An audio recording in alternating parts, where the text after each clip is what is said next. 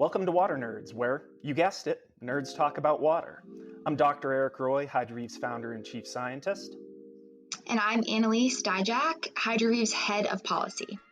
Yeah, so as I mentioned, we're going to be talking about stormwater runoff, boil water advisories, and everything that can kind of happen in the wake of a major storm surge like we saw with Hurricane Ida last week.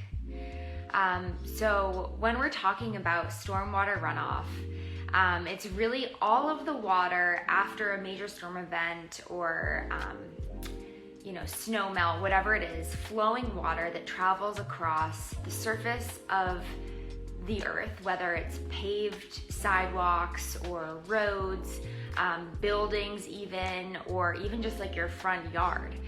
It's anything of that nature, and when water travels, it can pick up loose debris, pesticides, gasoline, fertilizers. It can pick up anything that might be on the ground and actually deposit it into a larger body of water. And so, with stormwater runoff, there are so many different contaminants that can be of concern, and it really depends where you live. If you're living in a city, that water might be more gasoline type related pollutants. Whereas if you're living in Idaho, for example, perhaps it's fertilizers and pesticides and things that are used with agriculture. And so the impacts to our water resources really depend on, again, where you live and how water travels across the land. So this could, if you're in a really developed area, water moves quicker over impervious surfaces. And so these different factors really contribute to the risk that stormwater runoff has on your drinking water. So there are kind of two examples that I wanted to use for different reasons why you should care about stormwater runoff. So let's say that you're living in a really storm-prone area and your municipal water provider gets its water from a nearby river or local groundwater aquifer. You are much more concerned with the quality of that resource, right? Because your activities can directly impact what's then going into your body. So for example, my parents' home, they live in a community where the groundwater wells are within the city limits. And it's a relatively small municipality. So the activities that go on in my parents' hometown can impact the drinking water, pretty much immediately. On the contrary to that, there are several municipalities where, they're kind of displaced from the source water. So Boston is a really good example with the Quabbin Reservoir. The reservoir is hundreds of miles away. And so Bostonians might not be concerned with the health of the source water that's hundreds of miles away. In addition to that, it's nowhere near the city, the activities that are going on in Boston, the road salts and stuff, that won't really necessarily impact the source water because it's hundreds of miles away. And so it doesn't matter if you are living in either of these two different types of communities.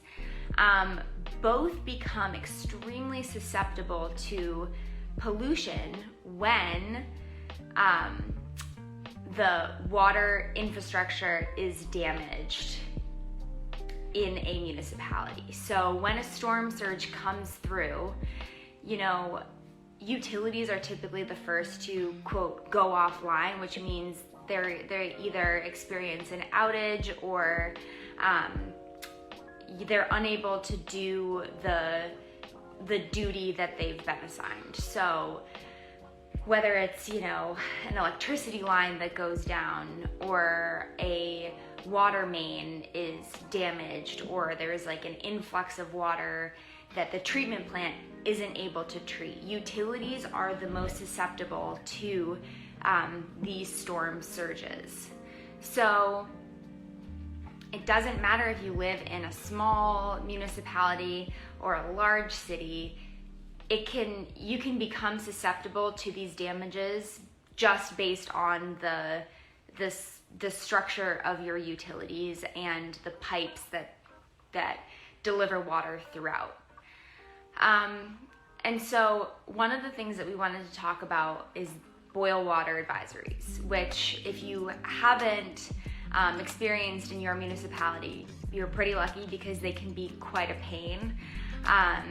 So boil water advisories are issued when a water main breaks, when a water treatment plant isn't able to properly treat the drinking water, and a city will issue an advisory. They've become more advanced and you might get a notification on your phone. Typically it'll be on the city's website or some sort of announcement, just to try and make as many people aware of a boil water advisory.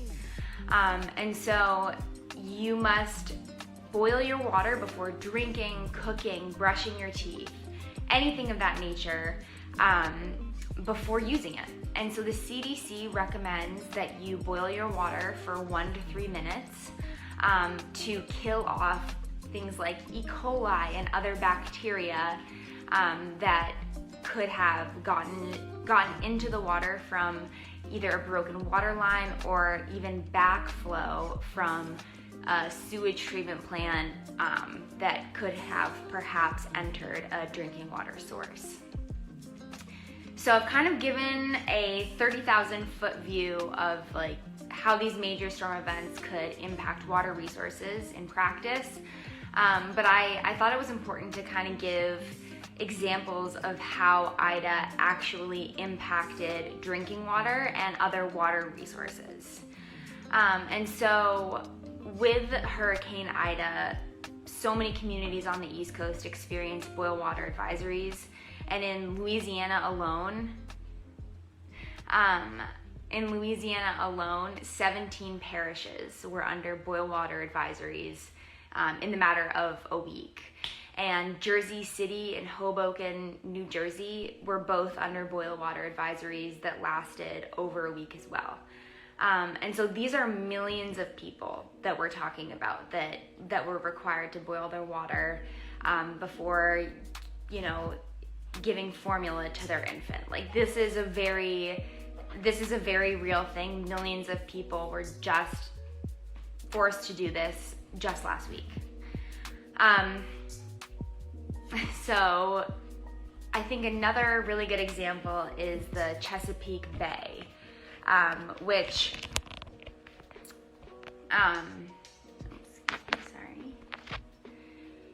so the Chesapeake Bay is the largest estuary in the United States.